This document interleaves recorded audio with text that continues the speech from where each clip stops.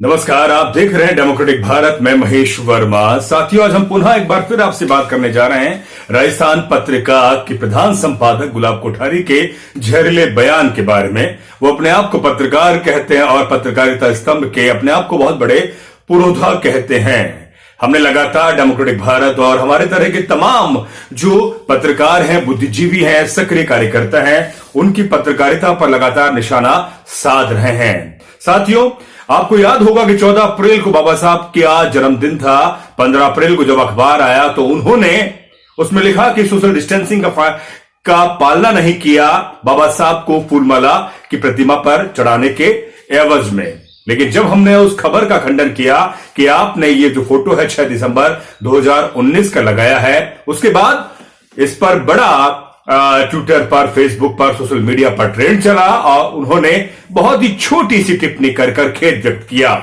हमने कहा कि आप मालिक हैं, प्रधान संपादक हैं, आपको उस पर माफी मांगनी चाहिए और बड़ा टिप्पणी लिखनी चाहिए, लेकिन उन्होंने माफी नहीं मांगी। उसके बाद हमने 2018 की एक उनका संपादकीय निकाला जिसमें उन्होंने आरक्षण को और जातीय, जो यहां का, इस देश का जातीय गठजोड़ है, पूरे भारत का, हमारे हिंदू समाज का कहें तो तमाम उस गठजोड़ को और जातीय समीकरण को, आरक्षण पर उन्होंने अपनी जहरीली टिप्पणी लिखी। उन्होंने कहा कि आरक्षण इस देश का जहर है और इस समाज में खाई का काम कर रहा है। वो किसे संतुष्ट कर रहे थे, आपको साफ तौर पर जाहिर है कि वो हिंदू एकीकरण के नाम पर उन्होंने आलेख लिखा था, यानी कि आर्टिकल लिखा था। वो इस देश के स्वयंसेवक संस्था यानी कि आरएसएस के जो मुख्य कर्ता धर्ता है मोहन भागवत, उन्हें वो खुश कर रहे थे।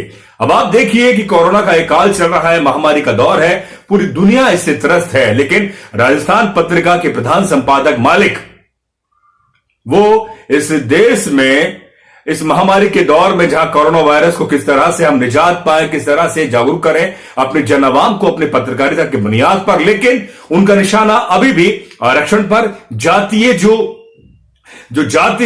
आरक्षित जातीय है उन पर वो निशाना साध रहे हैं और वर्ण व्यवस्था की वकालत कर रहे हैं। आप देखिए कि वो साफ तौर पर कह रहे हैं कि वर्ण व्यवस्था के तहत जो हमें सांस्कृतिक विरासत मिली हुई थी, अगर वही हम काम कर रहे होते तो शायद ही हमारे सामने आरक्षण का जो सिद्धांत है वो नहीं सामने आता। मैं उनसे कहना चाहता हूं कि आप जिस समुदाय से आते हैं, जैन समुदाय से आते हैं, तो आपका काम मीडिया का और लेखन पर पाठन का काम नहीं है। आप विश्व कम्युनिटी के हैं तो आपको सिर्फ व्यापार करना चाहिए। आपका काम नहीं है कि ज्ञान बखारें। सवाल यहां पर यह है, अब देखिए हजारों सालों से जो वर्ण व्यवस्था में जो अपर कम्युनिटी है, उन्होंने हर तरह का आरक्षण उन्होंने लिया है और आज भी इस देश में जहां पर आरक्षित वर्ग को आरक्षण नहीं है, वहां पर आरक्षित वर्गों की क्या स्थिति है या उनकी नुमाइंदगी कितनी है। आप देखें हाई कोर्ट में, आप देखें सुप्रीम कोर्ट में, आप देख सकते हैं भारतीय सेना में, वहां पर आरक्षित वर्ग का कोई आरक्षण नहीं है। वहां पर आपको 1% भी आरक्षित वर्ग का व्यक्ति नहीं मिलेगा। हमारी हाई कोर्ट में नुमाइंदगी शून्य है, सुप्रीम कोर्ट में शून्य है। हमारे हायर जो सिस्टम है, व्यवस्था है, हमारी जो कार्यपालिका है, जो वहां पर ब्यूरोक्रेट्स है, वहां पर हमारी स्थिति क्या है। मैं उनसे पूछना चाहता हूं कि ये तो 70 सालों से बाबा साहब के आरक्षण की बुनियाद पर हम यहां तक पहुंच गए।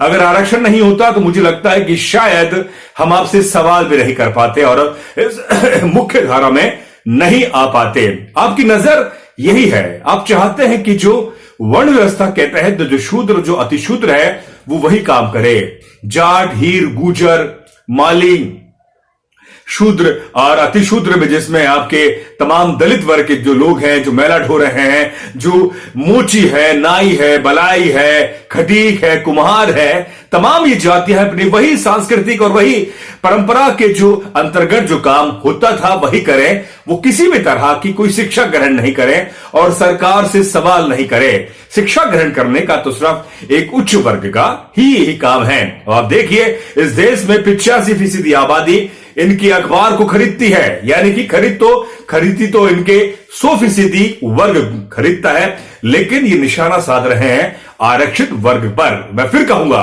कि इनके अखबार का बहिष्कार करें, सामाजिक बहिष्कार करें, इनके पेपर को जलाएं। जिस तरह से 25 दिसंबर 1927 को बाबा साहब ने मनुस्मृति का दहन किया था, जहां पर शूद्र और अतिशूद्र को निम्न स्तर पर रखने की वकालत करते हैं मनु, और उनका विधान करता है।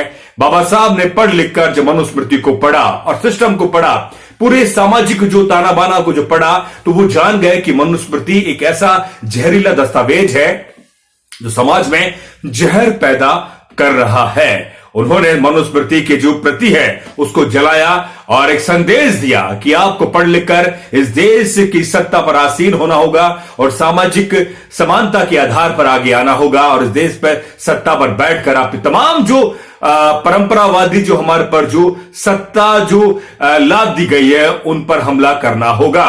मैं फिर कहूंगा, राजस्थान पत्रिका का लगातार बाइकआउट हो रहा है। आप तस्वीरों में देख सकते हैं किस तरह से लोग लगातार इसको जला रहे हैं और अपनी टिप्पणियां लिख रहे हैं। बाइकआउट राजस्थान पत्रिका, बहिष्कार कर रहे हैं। और मैं चाहता हूं कि इसके जितनी प्रतियां बिकती है राजस्थान पत्रिका की, कम से कम जो आरक्षित वर्ग है, जिस देश का SC ST OBC, जो अपने आप को SC ST OBC है, वो उसका बहिष्कार करे। आरक्षण पर यह हमला है वो खुश किससे कर रहे हैं? हमें मालूम है उनकी तस्वीर जो मोहन भागवत के साथ आती है, तो वो ये चाहते हैं कि इस देश के अंदर वही व्यवस्था कायम हो। क्या हमें नहीं मालूम कि इन तमाम जो इनके संस्थान हैं, उन संस्थाओं में किस तरह के विचारों को उन्माद करके एक पत्रकारिता की जाती है? वो सिर्फ हिंदू के माइंडसेट से, और हिंदू में भी अपर हिंदू के माइंडसेट से वो पत्रकारिता करते हैं। उन्हें वो कभी दलितों के दंश, आदिवासियों की जो पीड़ा है, उनके अधिकार की जो पीड़ा है, जल जंगल जमीन की जो पीड़ा है, उन्हें कोई फर्क नहीं पड़ता। दलितों पर लगातार जो हमले हो रहे हैं उन्हें कोई फर्क नहीं पड़ता। उनके अधिकार की बात, उनकी संवैधानिक अधिकार की बात, अल्पसंख्यक जो देश का अल्पसंख्यक है वो अपना जीना चाहता है, इस देश में मुख्य धारा में आना चाहता है, उसे धर्म के नाम पर निशाना साधा जा रहा है। उस पर कभी कोई टिप्पणी नहीं होती, कभी वो निशाना नहीं साध रहे।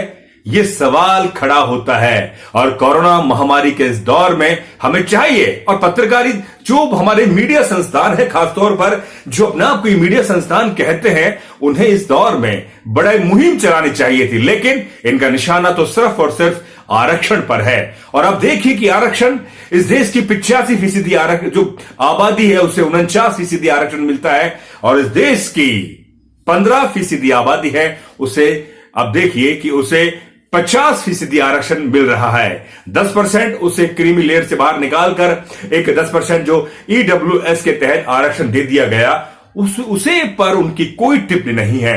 क्यों? क्योंकि वो उस वर्ग में आपका अपर कम्युनिटी भी आता है। सवाल यह है कि जब अपर कम्युनिटी को जो अधिकार मिल रहे हैं, बैंकों से जो लूट मिल रही है, जो बैंकों को आप लूट रहे हैं, इतनी अपार संपदा आपका जो आप खड़ी कर रहे हैं, बड़ी बड़ी आप संपत्ति खड़ा कर रहे हैं, उस पर आपकी कोई टिप्पणी नहीं है। बैंकों को आपने लूट लिया है, उद्योग आपने धराशायी कर दिया है, बेरोजगारी स्थिति इतनी बढ़ गई है, और आप खासतौर पर आप अपने पत्रकारों को और अपने सिस्टम में जो काम कर रहे हैं उन्हें कितना पैसा आप देते हैं, वो किसी से छुपा नहीं है। सवाल यह है, गुलाब कोठारी साहब, आप अगर किसी जाति का, किसी धर्म का, किसी संप्रदाय विशेष का अखबार चलाते या मीडिया संस्थान चलाते, तो महेश वर्मा डेमोक्रेटिक भारत का संपादक आपसे सवाल नहीं करता। लेकिन आप मीडिया के नाम पर एक बड़ी जो दुकान चला रहे हैं, और आप बड़े बड़े सेमिनार में आकर मीडिया के बारे में जो बात करते हैं, सवाल यहां पर खड़ा होता है कि आप आरक्षित वर्ग पर आगे से किसी भी तरह की टिप्पणी नहीं करें। अगर आपने इस तरह की टिप्पणी जो लगातार आप कर रहे हैं, तो बिल्कुल आपका बहिष्कार हो रहा है। और मैं चाहूंगा कि मेरे तमाम साथी और इस देश के जो आरक्षित वर्ग हैं, इस अखबार का बहिष्कार करें, जलाएं और बाइकआउट करें और खरीदना बंद करें, तब जाकर इनको नसीहत मिल पाएगी। चलिए आपको दिखाते हैं कि हमने महेश वर्मा ने, डेमोक्रेटिक भारत के संपादक ने राजस्थान पत्रिका की प्रति को जलाया है। जिस तरह से बाबा साहब ने मनुस्मृति की प्रति को जलाया, उसी तरह से मैंने बाबा साहब की बुनियाद पर उनकी सोच और विचार को आगे ले जाते हुए मनुवादी मीडिया के इस प्रति को जलाकर संदेश दिया है कि हम इस पेपर का सामाजिक बहिष्कार करते हैं और हम किसी भी तरह से इस पेपर को अब नहीं पढ़ने जा रहे हैं। बिल्कुल आप देख सकते हैं कि राजस्थान पत्रिका की यह प्रति है, और मैं इसे प्रतीक के तौर पर जला रहा हूं। जिस तरह से बाबा साहब ने 25 दिसंबर 1927 को मनुस्मृति का दहन किया था, कि जो वर्ण व्यवस्था है और जो आडंबरवाद है और जो सांस्कृतिक हमें कुठाराघात मिला, हमें पीछे रखा गया था, ये उसी का प्रतीक है। मनुवादी व्यवस्था जो मीडिया है, उसे हम नहीं चाहते कि ये इस देश का बहुसंख्यक आबादी इस तरह की मीडिया को पढ़े और पढ़ने के बाद में अपने दिमाग के अंदर जहर आए। तो मैं अपने तमाम साथियों से चाहता हूं कि राजस्थान पत्रिका का बायकॉट करें। कोई जरूरी नहीं कि आप इसे खरीदें, आप जला सकते हैं, फेंकें इसे। तो बिल्कुल ये साफ जाहिर हो चुका है कि राजस्थान पत्रिका सिर्फ संविधान की विरोध में पत्रकारिता करती है। और मैं चाहूंगा कि प्रेस काउंसिल ऑफ इंडिया और भारतीय दूरसंचार जो विभाग है हमारा, वो इस पे संज्ञान लें। बिल्कुल जब ये कोरोना वायरस का लॉकडाउन खुलेगा तो हम इसका बहुत बड़े स्तर पर बायकॉट करेंगे। तो साथियों, डेमोक्रेटिक भारत को आप देखते रहें। हमने पहले भी इस तरह के निशाने साधे हैं जो इस तरह की लगातार विध्वस्तकारी पत्रकारिता कर रहे हैं। तो साथियों, मैं चाहूंगा कि डेमोक्रेटिक भारत को लाइक करें, शेयर करें, कमेंट्स करें। आपका एक एक कमेंट्स हमें इस तरह के मुद्दों पर बहुत ही ज्यादा आत्मविश्वास जागृत करता है। तो दीजिए इजाजत, शुक्रिया।